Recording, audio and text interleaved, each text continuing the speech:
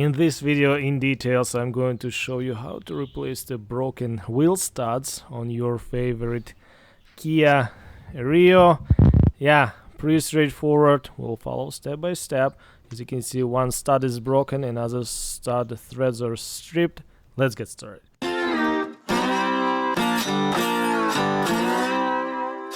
First, let's choke the wheels, apply the parking brake, make sure vehicle is not going anywhere, vehicle is up in the air on a jack stand. We're safe to take a tire off. 21mm deep socket and our trusted half-inch impact gun. Okay, tire is removed. Let's just brush the brake caliper bracket bolts. As you can see, they're pretty dirty. Alright, 17mm deep socket with this 3/8 ratchet. Yeah, let's break those bolts loose. There's two bolts, one on the top, one on the bottom. Let's remove those ones. Yeah, alright, bolts are removed. Let's slide the brake caliper with the bracket of the brake rotor, and most important part, don't let your brake caliper hang on a brake line. I'm using the wire and I'm going to tight that wire to the strut tower, as you can see, to the coil spring. Here we go, no pressure.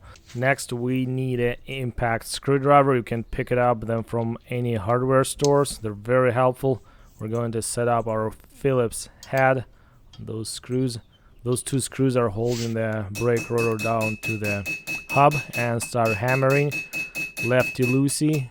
Okay, one screw is loose, get it all the way out, because with a regular screwdriver we most likely mush the head of that screw and we'll have a hard time to extract it. Yeah, I have one more left. Guys, if this video is helpful, informational, put a thumbs up. Thank you so much for doing that, and subscribe to the channel. Yeah, appreciated that. Okay, second screw is removed. Now we have to undo the rotor. It can be really sticky and rusty to the hub. I have another video how to remove the rotor if it doesn't work where I'm doing. A little bit of rust is enough to keep the rotor welded to the hub. You have to clean it, put a anti-seized before assembling. Here we go, brake rotor is removed. We have a broken studs. I'm going to replace all four of them, because that one was compromised. Even if it's not broken, it was over torqued. Yeah, I'm going to put a set of 4 new ones. Guys, if you have any comments, questions, critics, suggestions, recommendations, put everything down in the comment section below under the video. Next step, as you can see, brake rotor dust shield has a skirt around the inner portion and it's spread over the hub. To get access to the head of the stud, we have to cut a slot, which I will show you just in a few seconds. Alright, let's align our stud with the opening between two mounting points on a knuckle. As you can see, yeah, you have to align your stud there and make a cut right beside that opening. As you can see what I'm doing, I'm using the shears. Yeah, just cutting a slot 1 inch wide. That's enough. Let's bend the cut up. Be careful not to cut your fingers. Let's just open it up the edges a little bit. Just bend them out. It will give us extra room to work. Yeah, looks much better. Okay, safety goggles, of course. We're going to use a hammer.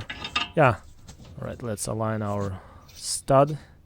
It should be perfectly straight with the opening, and use a hammer. 4 pounds works great. Heavier is easier, and hammer it out like that. As you can see, stud came out. If stud has a strip threads and it too long, just cut it down. It will be easy to get it out at the end. Okay, same way I'm going to do the next one. Yeah, just repeat the process. Pretty easy. Here we go. This video is only for demonstration purposes. What works for me? Yeah, I will put more information down in the description below. Check it out. All right, I will flatten out that cut edge, make it a little bit more square to the knuckle. You will see why, because we have to slide a new one in. Okay, I'm going to use the Dorman studs. Here's the part number. I will put a part number in the description as well, and also always use the new lug nuts. New lug nuts, Dorman, got them from the local automotive store from Lordco. Alright, now we're ready to install the new stud. As you can see, everything aligned nicely, but due to the shape of the knuckle, where's the CV axle resting in, it won't go straight. As you can see, it's on an angle sitting, and you won't be able to slide it in and get it installed. Yeah, head is slightly against the knuckle. What we have to do, we have to just flatten one side of the stud head. Let's go and do that. I'm just flattening, grinding one edge. You don't need to go too far. Careful with the notches. Alright, as you can see now it's much better. Make sure it's all straight with the opening.